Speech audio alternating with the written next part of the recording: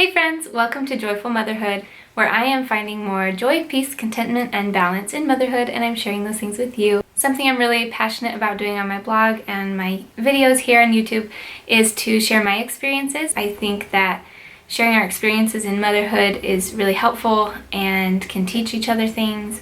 I definitely have found so much strength and encouragement from other mothers across the world through YouTube. So today I want to share with you my birth story of my third baby, and it was an unassisted home birth.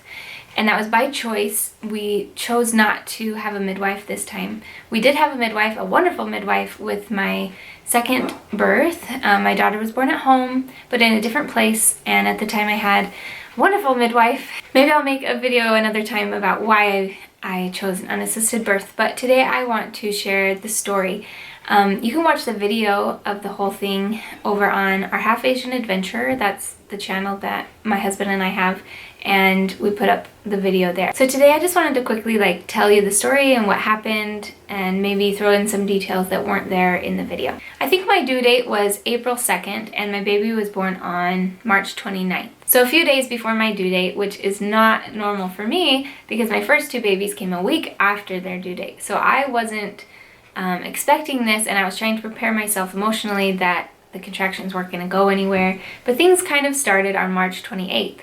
And in the evening, my husband noticed that I started cleaning and folding clothes and spraying the bathtub and just kind of doing some stuff before bed. And then I laid down in bed and I was feeling him moving differently and kind of changing position, it seemed like. And so I thought, maybe something's happening. I'm definitely having a lot of contractions. It's very normal for me to have Braxton Hicks contractions for the whole second half of the pregnancy. So those don't really tell me labor's coming until they get really intense or consistent. So at this point I just was hoping, but I went to bed. Well, contractions continued through the night, but woke me up and kept me up at 3 a.m. So at 3 a.m. I got up on my own and I just went out and started timing them. I'm sitting at the kitchen table watching the clock, and I'm like, they're 10 minutes apart very consistently, and they're kind of strong. So maybe this is it.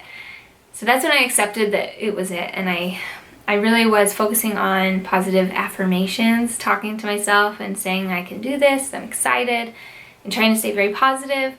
And thinking back to that, I'm just so proud of myself, and it was such a beautiful moment early in the morning, accepting that my baby was coming. I'm about to give birth. So for about an hour I sat by myself. No, several hours. It was about 6 a.m. I finally went and took a shower, and then I snuck in to get my stuff I was gonna wear when I gave birth, and that was just a bra that opened in the front because I thought that'd be easy once the baby comes out to get off of me. And then I had a robe that I was gonna labor in. And so my husband kind of startled awake when he saw me getting my birthing clothes. And so he got excited, he got up, we got ready.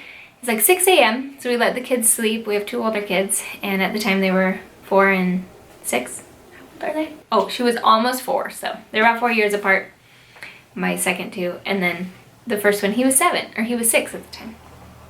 I kind of knew in my mind it was going to be a while. My labors have been long, all of them, 19 hours, 16 hours, and then this one was 18 hours. So maybe Esme's was 14 hours, I don't know. Guys, my memory's really bad. I made breakfast, cinnamon rolls. I cleaned up, I was sweeping and just trying to go about my business, and then I just stop and sway through a contraction. But they were so far apart. It was weird because I haven't had that experience before. They were 10 minutes apart. So I was trying to ignore them, and then it got to the point where I was like, I don't want to do this forever, so let's go for a walk and try and speed things up. I'm a doula, and so I understand birth, and I know what you're supposed to do when things are slow. So I told myself, I'm gonna go walk and speed things up. So we went for a walk around the block, and I started doing lunges. You want to get down deep and get that baby pushing on your cervix. And so I thought that would pick things up, but actually it slowed things down. I was so surprised. And so I think my body was so tired. I hadn't had good sleep, and that was basically how I felt throughout the whole labor, actually, was just very tired and weak. My muscles were so weak. I had a really rough pregnancy, sickness-wise. I was sick the whole time, throwing up a lot, didn't exercise. I was in bed a lot. So it's no surprise that I gained a lot of weight and I just felt weak, really weak. So things slowed way down. About 10 a.m. things stopped and it was really discouraging, but I just knew the doula side of me was like, take a nap. No need to push it. If your body's not ready, just take a nap. So that's what I tried to do. Tried to lay down and sleep and rest. And eventually things picked up a little bit more again. So they started, and it wasn't until I finally told everybody I'm in labor. I told my friend, my mom, my dad. Things finally started picking up. So my dad came over first, and he's excited and ready. And then my friend came over and she started helping out kind of as a doula, and she was pushing on my back and massaging me and just like really encouraging me. Then my mom came, and it's so funny because as soon as she came, things picked up. I was like, okay, mom's here, now I can have my baby. So that actually happened similarly in my other 2 pregnancies. She was there for those births, and it's like when she's there, boom, things happen. So I guess I just need my mom. So thanks, Mom. You're awesome. So everyone was really supporting me, and there was good energy, and everything felt really good in the house. So I labored in the living room, and everyone was holding my hand and talking me through it. We had essential oils. It was a really positive, good feeling. Things started to get really intense, and I knew that things were progressing and we're getting there. So I wanted to give birth in my bathtub. I thought that'll work. I had a water birth with my second baby, a big tub. And I didn't want to do that this time because I thought maybe I won't use it. It might not be worth the cost. So I decided to try out my bathtub. Well, I was way too big to fit in that thing. So I got in the bath, and I actually felt like I was going to push there. And I was telling my husband I need to poop. And that's a really good sign. You feel like you have to poop, and you usually do need to poop, but also push a baby out. So that's where things got really intense, and I was like on the toilet and then in the bath, and I'm like, okay, here we go. And then it didn't happen. And I had all the signs of transition, and yeah, still nothing happened. So I was actually in transition for hours, and I don't know why, but I'm guessing because the baby was not quite in the right position. So I didn't have anyone there checking me or monitoring. Nobody did anything. And so we didn't really know, but I was just feeling it. I was going with how my body felt, and it turned out fine. But transition was very long. So after a while, I could not sit in the bathtub anymore, and I thought, I'm not going to be able to push him out in here. So I got out and I tried the bed. I was on all fours. My husband was really, really supportive this whole time. We danced, we swayed, he talked to me, and he just like encouraged me, and he prayed for me. Something that I was struggling with through this pregnancy, or this birth, was that I felt so scared. I had this awful, angry, scared feeling, and it had nothing to do with being scared that anything would go wrong in the birth. I felt very confident with how we had prepared. I felt confident in my body that nothing would go wrong. I was healthy. I could have worked out some more, maybe been like a little bit more physically fit. I would definitely do that in my next pregnancy because my legs were so weak, and like I just felt like I didn't have strength. So we did a lot of praying. At one point, I even was praying out loud and saying, just give me strength, just give me strength. I just needed the help to do it because I could not do it by myself. It was very empowering and beautiful and a wonderful spiritual experience for me to get through it. But my husband is so supportive and awesome, and he just stayed with me every step of the way, and he was right there ready to help. So finally, with that overwhelming anger and scared feeling, and I don't know, it's just kind of panicky, I asked my husband, turn on some music for me. So he picked my favorite music, The Greatest Showman soundtrack, and I know all the words and everything, so I was just like singing my heart out. I was singing so loud, and it was really effective because when the contractions would come, and I was getting kind of pushy at this point, and so I would just like sing really loud so that I wouldn't like scream or tense up, and I would just let it go. And I was dancing and moving because I felt like he's not in the right position, like he's got to turn and get things going. So I did that for a while. You can go check out the video where I'm like singing, and it's kind of funny. But eventually, I'm kneeling on the ground. I'm on the floor right by my bed and right by the door to the bathroom, and I just stay put there. We had towels down, and I'm just kneeling there. I had taken off my clothes, I just had my bra on, and I just start pushing, and things get intense fast. So my body was just pushing on its own, and that's very normal. I felt like more, I had to help it. Like I had to like keep it from coming too fast, keep him from coming too fast. But I could feel his head eventually. Right before that, with all of, okay, I know what it is. Transition, it's very normal to feel like a little fear. That's part of it. You can just feel some fear and things like that. And I think it was because my transition went on for hours, like probably 4 hours at least. And that's a long time. And you just kind of feel this fear and all these other symptoms, shaky. And I felt that for so long. So that was difficult. That was the only hard part of this birth. Right before he came out, that was when like the intensity of the fear was right there. And for sure, I just thought, he's gonna come out my butt. Something's wrong. And boom, there's his head, pops out into my hand. And then I'm just kind of sitting there totally still, and you can even see my body shaking in the video. And I'm like going, like really high pitched, but trying to keep it together. And then his body comes out, and right as I pull him up, the feeling I had and the thoughts were, oh yeah, everything was fine. That's how it works. And so he didn't come out my butthole, came out the right place, and he's in my arms. I just sit back and grab him. And there was like some funny commotion right here that you don't know about in the video, or I haven't told anybody anywhere else. This is exclusive funny stuff, okay? My husband, this was a new house. My husband didn't know how the ceiling fan and the light worked. So, you know, there's like the strings you can pull, but you can also turn off the switch. Well, he didn't know. I had told everyone, like, because I was hot.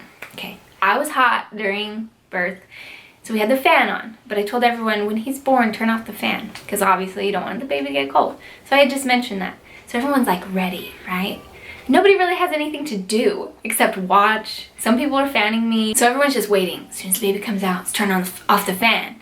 And so as soon as he came out, they turned off the light. And so then it's dark. And I was thinking, of the video that's recording, I want light. And so the video actually had to be like cut right there of the light turning off and turning on.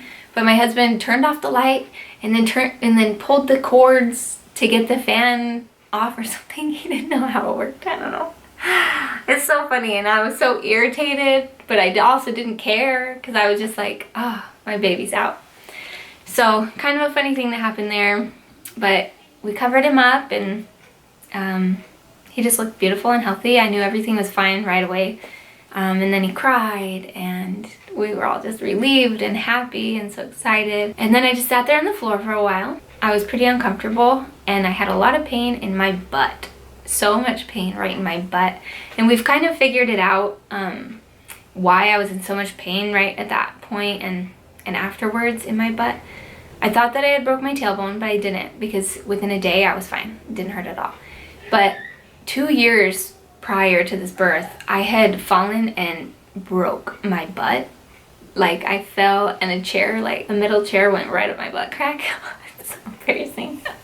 But I think I cracked it. I think I actually hi sweet girl. I think I actually cracked my butt, and it took a long time to heal. It hurt for years. And then I got pregnant, and it was very sore during my pregnancy, but then giving birth, that hurt.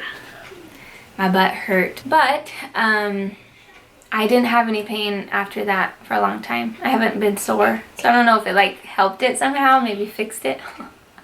It's probably not even possible. I don't know what I'm talking about. But that was the birth. So I'll probably make another video of what happens right after, but just to give you a little rundown. The placenta took a while, I think at least a half an hour. And we were watching the clock, but it was like half an hour to 45 minutes. And then I felt like I wanted to push it out. So I think everyone was kind of wondering like, okay, when's it going to come out? And I was like, I'll let you know when I'm ready to get it out, because I didn't feel any different. And it just wasn't ready. So he was attached to the cord still. We were just snuggling. Everyone got me into bed just a few minutes afterwards because my butt hurt so bad I didn't want to sit on the floor. I laid down, and then eventually I said, okay, I'm ready to like push this placenta out because I felt a little weird. So I actually just grabbed the cord myself and put gentle pressure on it. You don't want to just pull on it, but I just held it and kind of pushed and very gently helped it out. and everything was perfect. There was no bleeding. I mean, there's bleeding, but not a lot. The mess was so minimal. My friend gathered up those old towels, threw them away, and that was basically it. So it was really awesome. I love this birth. So the most important thing I want to touch on, and kind of the reason I want to make this video, is to talk about how empowering this was and how it helped me throughout this last year. My son's about to turn 1, and so over the year I'm looking back and kind of wondering, why did I choose an unassisted birth?